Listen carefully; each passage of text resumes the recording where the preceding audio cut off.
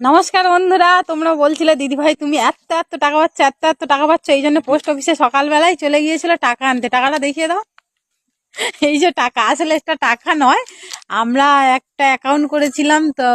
গরিব মানুষ কোথায় আর অ্যাকাউন্ট থাকবে, আমার তো কোনো রকম কোনো অ্যাকাউন্ট মোটামুটি ছিল না।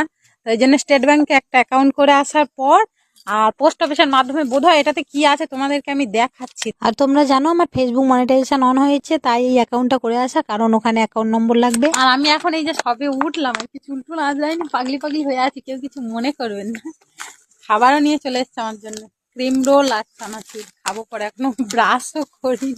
বোধহয় চেকবুক আর এটিএম কার্ড এটা বোধহয় এসছে। স্টেট ব্যাংকে একটা বই করে এসেছিলাম, ওরা বলেছিল যে তোমাদের পোস্ট অফিসের মাধ্যমে মোটামুটি যাবে। তো আজকে এই যে চলে এসছে, বাবু সকালবেলা গিয়ে আনতে গেছিল। তো কিছুর পরে জানা গেল আসলে এটা এটিএম কার্ডও নয় আর চেকবুকও মোটামুটি আসেনি।